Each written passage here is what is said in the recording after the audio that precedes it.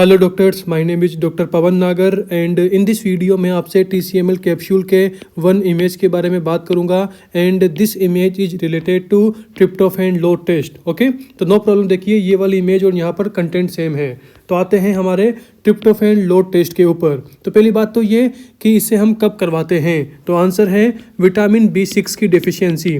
मतलब कि अगर हमें किसी पेशेंट में लग रहा है कि इसे विटामिन B6 की डेफिशिएंसी है तो इसे कंफर्म करने के लिए हम क्या करवाते हैं, हम करवाते हैं ट्रिप्टोफैन लोड टेस्ट। देखिए नाम से क्लियर है, ट्रिप्टोफैन को क्या करना है, लोड करना है। मतलब कि हम बाहर से पेशेंट को क्या खिलाएंगे, पेशेंट को हम बाहर से ट्रिप्टोफैन को खिलाते हैं और ट्रिप्टोफैन को खिलाने के बाद हम क्या मेजर करते हैं, हम मेजर करते हैं उस पेशेंट के यूरिन में जेंथ यूरिनिक एसिड। मतलब कि अगर ट्रिप्टोफैन को खिलाने के बाद, ट्रिप्टोफैन को लोड करने के बाद अगर यूरिन में जेंथ यूरिनिक एसिड इसकी क्वांटिटी ज़्यादा हो जाती है, मतलब कि क्या है, उस पेशेंट को B6 की डेफिशिएंसी है। और अगर ट्रिप्टोफैन लोड टेस्ट, मतलब कि ट्रिप्टोफैन को खिलाने के बाद पेशेंट को जब हम ट्रिप्टोफैन खिलाएंगे तो इसे लोड करने के बाद अगर पेशेंट के यूरिन में जेंथ यूरिनिक एसिड इसकी जो कॉन्सेंट्रेशन है वह इंक्रीज नहीं होती, मतलब कि उस पेशेंट को B6 की डेफिशिएंसी नहीं है। तो ओवरऑल सीधी बात न्यू है कि in the case of vitamin B6 deficiency अगर हम पेशेंट को बाहर से ट्रिप्टोफैन खिलाएंगे यानी कि ट्रिप्टोफैन को लोड कराएंगे तो उस पेशेंट के यूरिन में क्या होगा, जेंथ यूरिनिक एसिड इसकी कॉन्सेंट्रेशन ज़्यादा हो जाएगी, इसकी क्वांटिटी ज़्यादा हो जाएगी। ओके, एंड देखिए मैंने यहाँ पर निमोनिक भी लिख रखा है, आपको दिखाई दे रहा होगा कि इस पूरे के पूरे कंटेंट को रिमेंबर कैसे करें। निमोनिक देखिए विटामिन के नेम से ही है।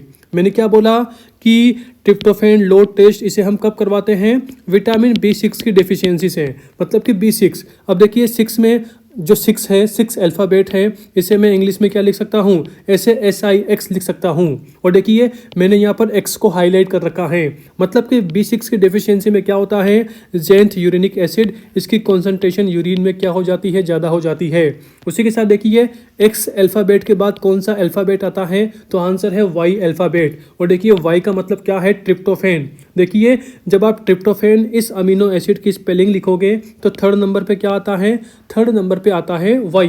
मतलब कि जेंथ यूरिनिक एसिड इसकी कॉन्सेंट्रेशन इंक्रीज कब होती है, जब हम ट्रिप्टोफैन को लोड करवाते हैं, पेशेंट को ट्रिप्टोफैन खिलाते हैं। ओके, और ये सब हम कहाँ कराते हैं, विटामिन B6 की डेफिशिएंसी में।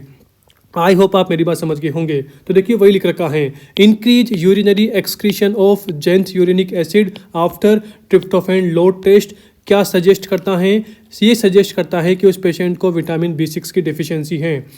हाँ, तो देखिए अब मैं आपको थोड़ा डिटेल से बता देता हूँ कि जब हम किसी पेशेंट को ट्रिप्टोफैन खिलाते हैं, मतलब कि ट्रिप्टोफैन को लोड करते हैं, तो उस पेशेंट के अंदर जेंथ यूरिनिक एसिड इसकी कॉन्सेंट्रेशन, मतलब कि यूरिन के अंदर जेंथ यूरिनिक एसिड इसकी कॉन्सेंट्रेशन ज़्यादा कैसे हो जाती है। तो देखिए इसके आंसर के लिए आपको क्या पढ़ना पड़ेगा, आपको ट्रिप्टोफैन का मेटाबॉलिज्म, ट्रिप्टोफैन अमीनो एसिड का मेटाबॉलिज्म पढ़ना पड़ेगा, जिसे हमने TCML ऐप के अंदर अपलोड कर दिया है। तो देखिए अभी मैं आपको यहाँ पर थोड़ा ब्रीफ से बताऊँगा। तो वही this is tryptophan amino acid. अब देखिए ये किसका चार्ट है, this is the tryptophan metabolism chart. अभी आप जो देख रहे हैं this is tryptophan amino acid metabolism chart. तो ओवरऑल वही ट्रिप्टोफैन सबसे पहले इसमें कन्वर्ट होगा, देन इसमें कन्वर्ट होगा, देन इसमें होगा। ओवरऑल न्यू है कि देखिए जब ट्रिप्टोफैन का मेटाबॉलिज्म होता है ना, तो देखिए इस वाली स्टेप में, मतलब कि जिस वाले स्टेप के अंदर काइनुरेनिन एज, ओके, देखिए जो इसका सबस्ट्रेट है ना, ओके, जो इसका सबस्ट्रेट है उसी के लास्ट में मैंने क्या किया, एज ऐड कर दिया। मतलब कि सबस्ट्रेट को ब्रेक कर रहा है। एंजाइम के नाम के लिए मैंने सबस्ट्रेट के नेम में क्या लास्ट में ऐड कर दिया, एज ऐड कर दिया, यानी कि काइनुरेनिन एज। ओके, देखिए मैंने 3 पार्ट में ब्रेक किया है ताकि बोलने में या रिमेंबर करने में इजी हो। मतलब कि जो ये वाला एंजाइम है ना, इसे वर्क करने के लिए क्या चाहिए, PLP, मतलब कि पायरिडोक्सिल फॉस्फेट। और पायरिडोक्सिल फॉस्फेट मतलब कि इसे चाहिए विटामिन B6। मतलब कि अगर बॉडी के अंदर विटामिन B6 की डेफिशिएंसी है तो जो काइनुरेनिन एज है ये एंजाइम प्रॉपर्ली वर्क नहीं कर पाएगा। अगर प्रॉपर्ली वर्क नहीं कर पाएगा तो किसका सिंथेसिस नहीं होगा, विटामिन B3 का सिंथेसिस नहीं होगा। मतलब कि मैं ये बोल रहा हूँ कि विटामिन B3 के सिंथेसिस के लिए हमें क्या चाहिए, हमें विटामिन B6 भी चाहिए, क्योंकि जो काइनुरेनिन एज है इस एंजाइम को वर्क करने के लिए B6 की रिक्वायरमेंट होती है। जो PLP पायरिडोक्सिल फॉस्फेट है, this is the coenzyme for kynureninase enzyme. Okay, ये बात हो गई। एंड वहीं मैंने क्या बोला कि अगर किसी पेशेंट में क्या है, किसी पेशेंट में अगर B6 की डेफिशिएंसी है, मतलब कि पायरिडॉक्सिल फास्फेट PLP की डेफिशिएंसी है, अगर PLP की डेफिशिएंसी है तो काइनोरेनिन एज ये एंजाइम वर्क नहीं कर पाएगा। ये एंजाइम वर्क नहीं कर पाएगा तो किसका सिंथेसिस नहीं होगा? विटामिन B3 का सिंथेसिस नहीं होगा। अगर विटामिन B3 का सिंथेसिस नहीं होगा तो इसका जो सबस्ट्रेट है, जो इसका प्रिकर्सर है, मतलब कि काइनोरेनिन है, ये काइनोरेनिन किस में कन्वर्ट हो जाएगा? This is convert into xanthurenic acid, और फिर ये यूरिन के थ्रू क्या हो जाएगा? एक्सक्रीट हो जाएगा। ओके, देखिए जो ये वाली रिएक्शन है kynurenine this is convert into xanthurenic acid, ये वाली रिएक्शन कब चली?